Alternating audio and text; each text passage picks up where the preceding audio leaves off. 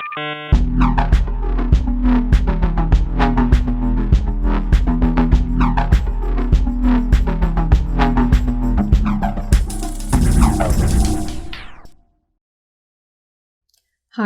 I am Victoria Colesnic. And I am Natalia Sergheev. Let us tell you a story.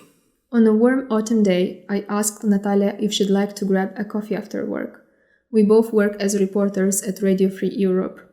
We sat at McDonald's and it started raining, so we were kinda stuck. We kept asking questions about each other, which transformed into questions about school and teenage years.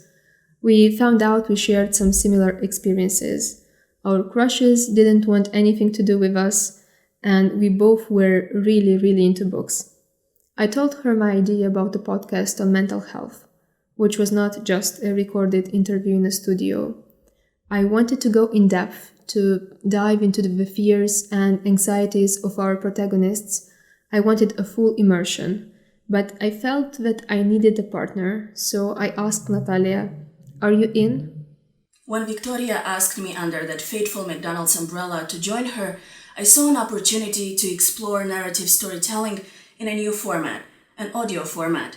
I was always interested in storytelling, and I was a big fan of podcasts. Not to mention, I am working in radio, which I really love. We wanted to see what it is like to create from scratch a media project and what it is like to manage one in all its pain and glory.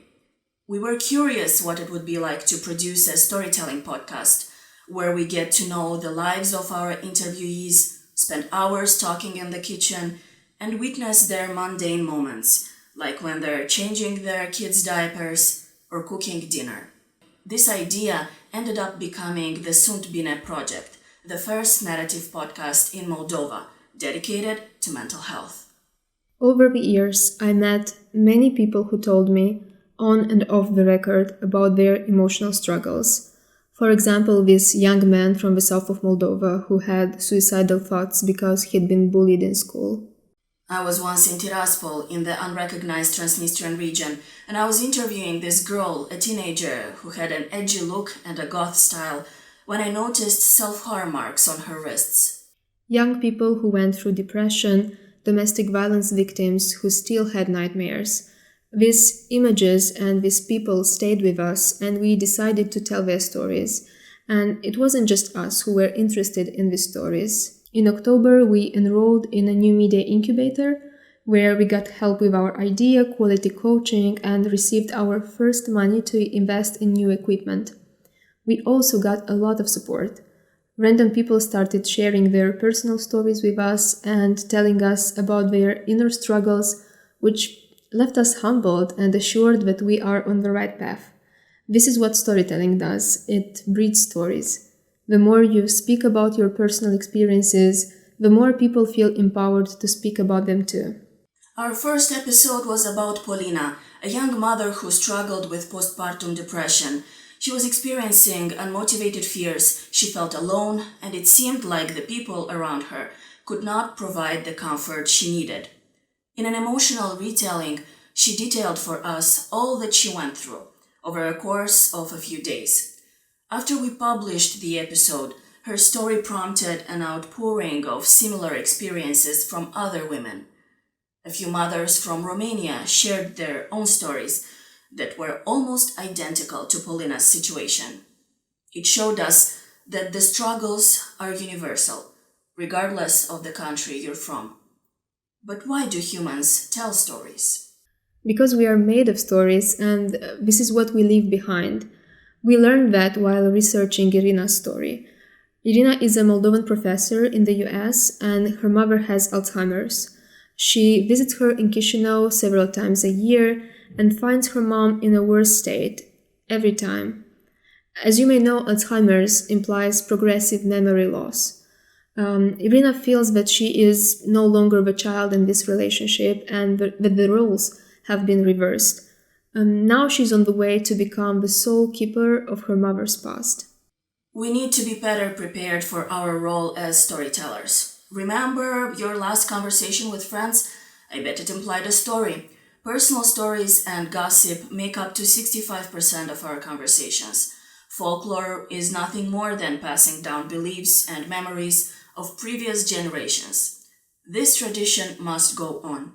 This is the way we derive meaning from this world. Talk to your parents about their childhoods, about their dreams when they were young, about their first kiss and their most embarrassing moments. These stories are everything we leave behind. This is how we are remembered. This is the way we connect to each other and sometimes to ourselves, like in the case of Ekaterina.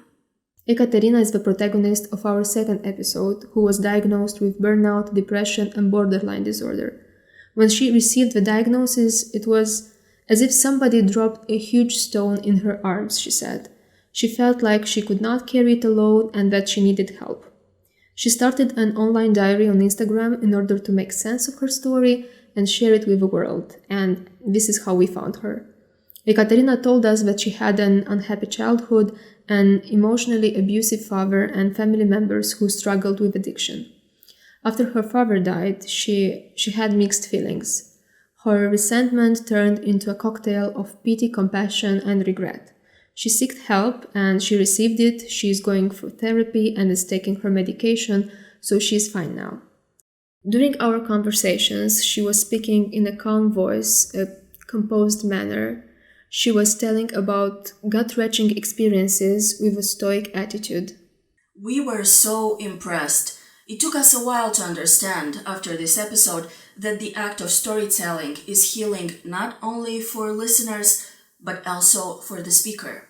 It was a perfect reminder that vulnerability is not weakness, it is the ultimate show of strength. Ekaterina's story will be released right after the conference. It will be available on all major podcasting platforms under the name Sunt Bine podcast. We launched the podcast in April during the first weeks of quarantine in Moldova. The pandemics ruined our plans and put in danger our process.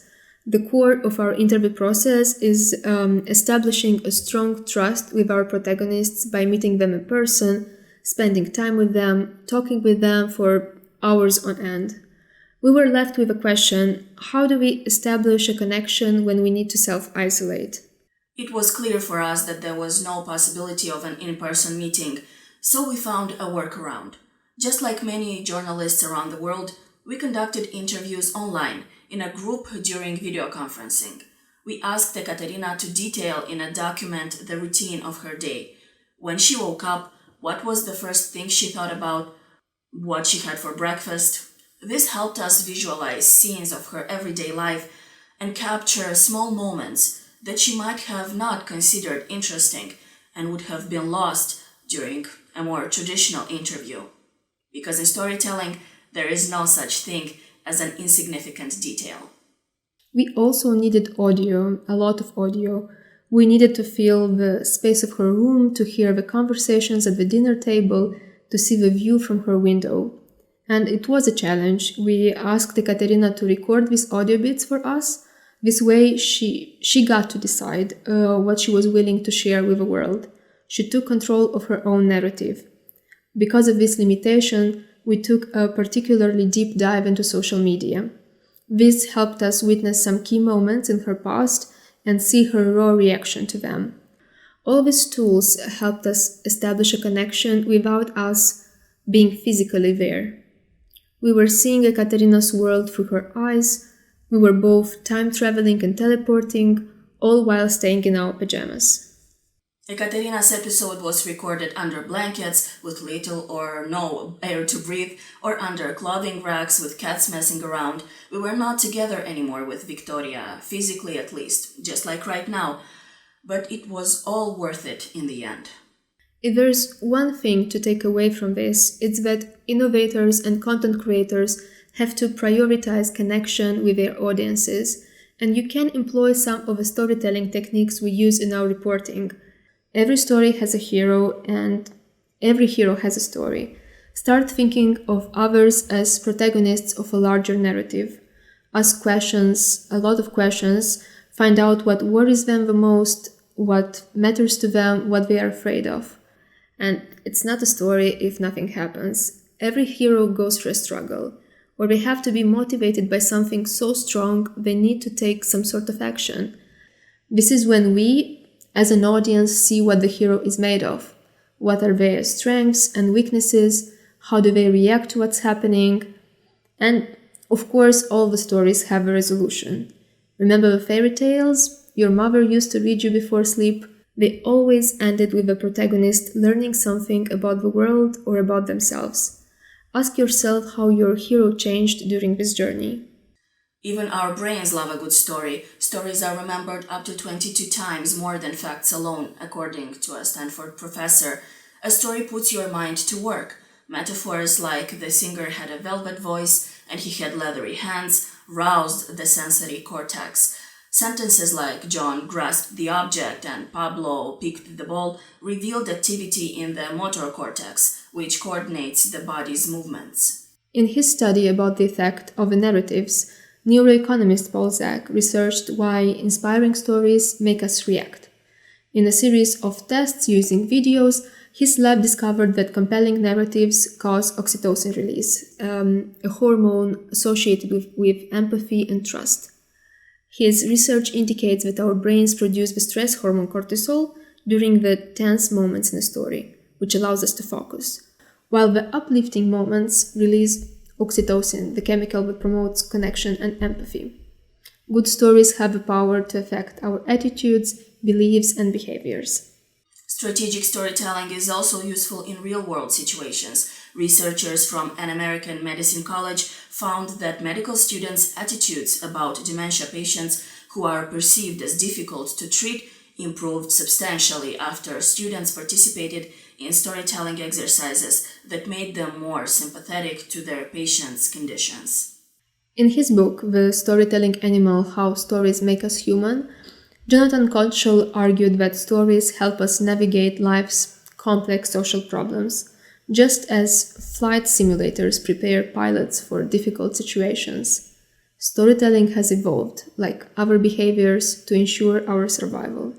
You can keep storytelling in mind when you want your audience to connect to your company or a brand, not to be the person who constantly cites the Apple and Google stories, but we all know they both started with a few friends in a garage. This is their story. Red Bull is, of course, selling energy drinks, but their story is about living your life to the fullest and them helping you do so, sometimes by sponsoring major extreme sports events. In our story, we are at the moment where we secured funding from Swiss Cooperation Office in Moldova. We also became a part of Wiper Moldova, an NGO that launched a campaign to promote mental health among young people. We don't know what's going to happen next or for how long we'll have to keep recording under blankets. What we do know is that physical contact is not a requirement for making a human connection. Now, more than ever, we have the tools to keep in touch with our friends and family. It's up to us to reach across. When we hear a good story, a very simple thing happens. We start to care, even about complete strangers. Their pain becomes our pain, their struggles feel like our own. Of course, at the end of the day, a podcast is a solitary experience, but it doesn't need to be a lonely one. Thank you.